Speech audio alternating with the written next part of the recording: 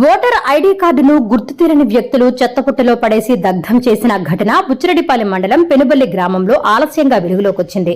గ్రామస్తులు మాధవ్ తెలిపిన వివరాలు ఇలా ఉన్నాయి. ఎన్నికల సమయంలో ప్రజలకు అందాల్సిన ఓటర్ ఐడీ కార్డులను పాడుబడిన సామాజిక వికాస భవనం వద్ద గుర్తు తెలియని వ్యక్తులు దగ్ధం చేసినట్లు గుర్తించామన్నారు. ఎన్నికల సమయంలో బిఎల్ఓలు అలసత్వం వల్లే ఓటర్ ఐడీ కార్డులను ప్రజలకు అందజేయలేదని విమర్శించారు.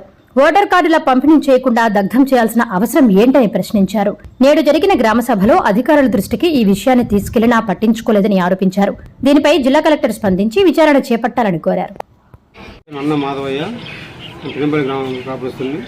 ఇట్లానే మా గ్రామంలో ఇట్లాగా ఓటర్ గుర్తింపు కార్డులను డిస్పోజ్ చేయకుండా డిస్పోజ్ చేసేందుకు ఒలుబురు అయ్యి ఈ విధంగా ఓటర్ కార్డులను కాల్ చేసేయడం ఇది సభాముఖంగా తెలియజేస్తే వచ్చిన అధికారులు కూడా స్పందించలేదు.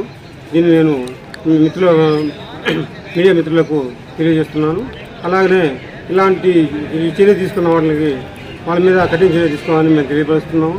అట్లాగనే ఈ యొక్క కార్డులు పేర్లు ఎన్నో ఉన్నాయి కాబట్టి ఆ కార్డులు ఎవరు డిస్పోజ్ చేశారు వాళ్ళకి తగిన చర్య వాళ్ళ మీద తగిన చర్య తీసుకోవాల్సిందిగా తెలియపరుస్తున్నాం. పెనుబల్లి కమ్యూనిటీ హాలు అదే అంగన్వాడీ సెంటర్ దగ్గర కాల్ చేస్తున్నారు. మేము అక్కడ పోతే అక్కడ పిల్లకాయలు ఆడుకుంటూ ఉంటే ఏంటని చూస్తే కాల్ చేసి ఉన్నారు. ఇది చూసిన తర్వాత ఇంకా చూస్తే ఇంకా చెట్లు కూడా పడేస్తున్నారు. ప్రజలకు అసలు డిస్పోజ్ చేయలేదు. ఇది బిఎల్ఓ ప్రాబ్లమా లేకపోతే ఎండిఓ ప్రాబ్లమా? ఎండిఓ ఏమో పంపించేస్తుంటారు. ఇక్కడ లోకల్లో ఉన్నటువంటి బిఎల్ఓ యొక్క లోపమని మేము అనుకుంటున్నాము.